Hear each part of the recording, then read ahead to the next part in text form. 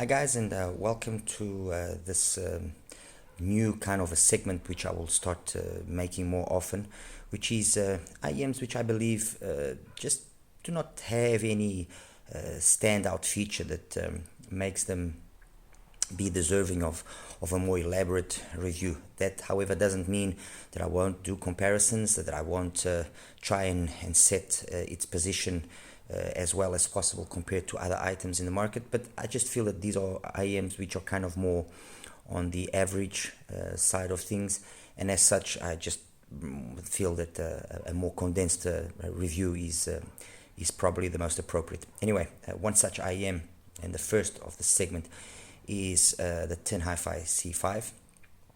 To a certain extent, a little bit unfortunate, but anyway, let's get into it and I'll explain better. This is the packaging, which is kind of the new packaging that TinHiFi has gotten us now used to.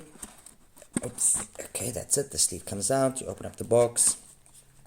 The IEMs came over there, as you can see, and then we have a nice enough cable. Actually, I have to admit the cable is actually pretty decent. 3.5 mil, doesn't really tangle too much. 2-pin connection, and then ample tips. Nothing to complain in that department. Plenty tips. A little carrying pouch. Look, for the price of $70, I actually think that a carrying case would have been more appropriate, but I am not TinHiFi. This is just merely an opinion, so that's it. So that's the box for you. Simple enough, I guess. Acceptable accessories. We're talking about an IEM which costs around $70 to $75 depending on where you get it from.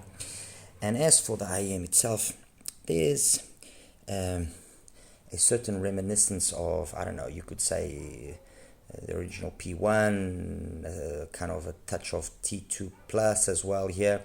It's a nice looking shell, solidly built, metal, fits decently once you've selected the proper tips. I'm using actually the standard tips in the large size. The cable is not the stock cable, as you can see. It's a nice HK cable. And well, I tried several cables. I tried the original cable, and then I went through a whole bunch of cables to try and see if I could find one that would really maybe somehow interact with the IEM in a better manner and perhaps give me just a little bit more of an improvement on the sound. But no, ultimately it was just down to the tips that were the main game change, or main feature that would change or improve slightly the sound. And that's it. So C5. This is TinHiFi's attempt at the SPD technology.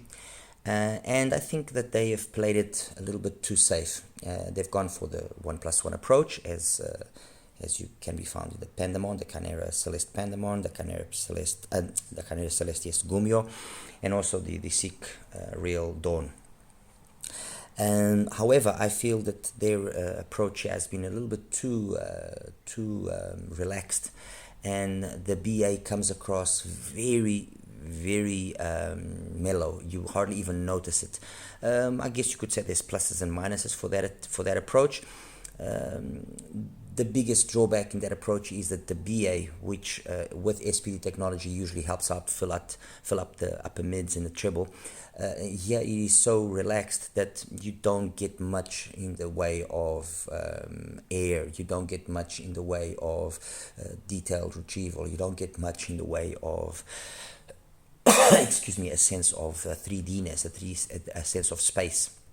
And obviously, a little bit, the female voices will suffer with that. However, on the positive side, yes, what you do get is a very nice bass. It's a very safe bass, very nicely controlled. SPDs have proven themselves to be quite good in the bass department. And a decent enough early mid reproduction. The timbre and tonality is for the most part quite correct, so a plus point there. The male voices come across with the necessary huskiness that they need to have. Female voices are the ones that, in my opinion, suffer a little bit, and then certain instruments do suffer as well from that lack of extra zing, let's put it that way. So yeah, that's basically in a nutshell what the sound of the C5 is about. How does it then compare with, well, for me the two references so far are the Pandemon and the Gumio.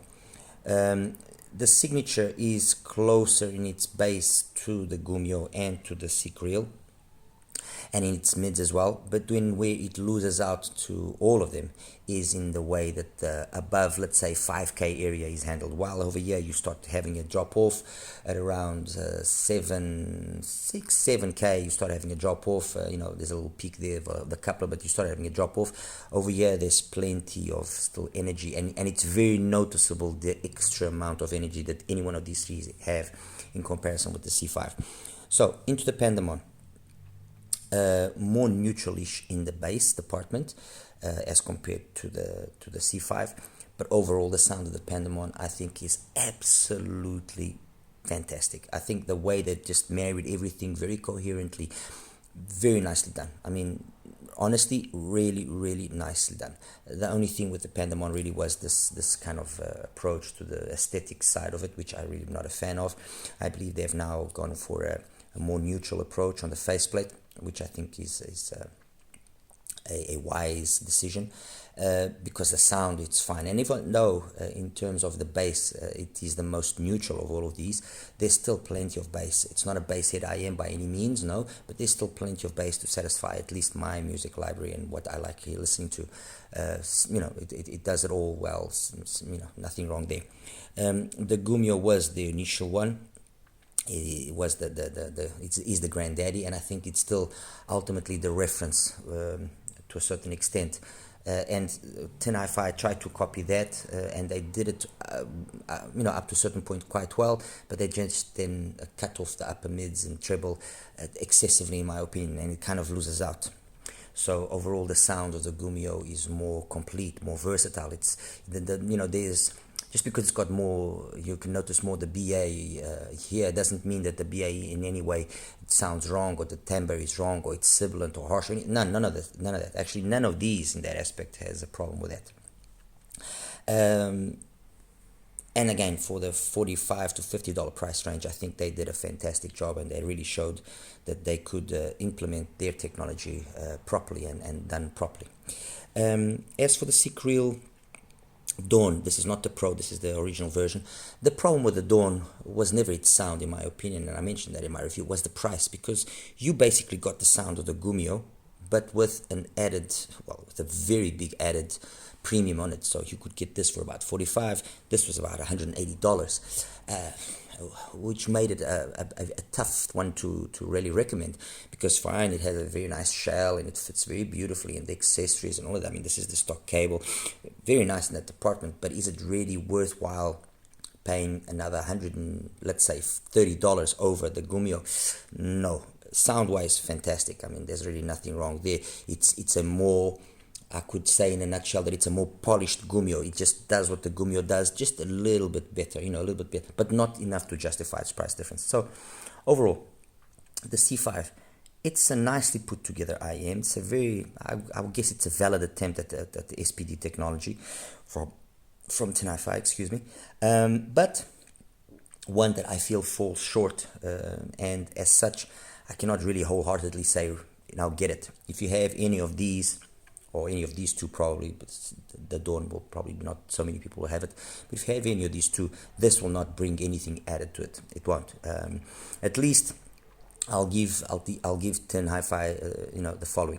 They've offered a nice shell, they've offered a nice accessories package, and they've offered a sound which is nice, just a little bit on the darker and not as detailed as what these two can be.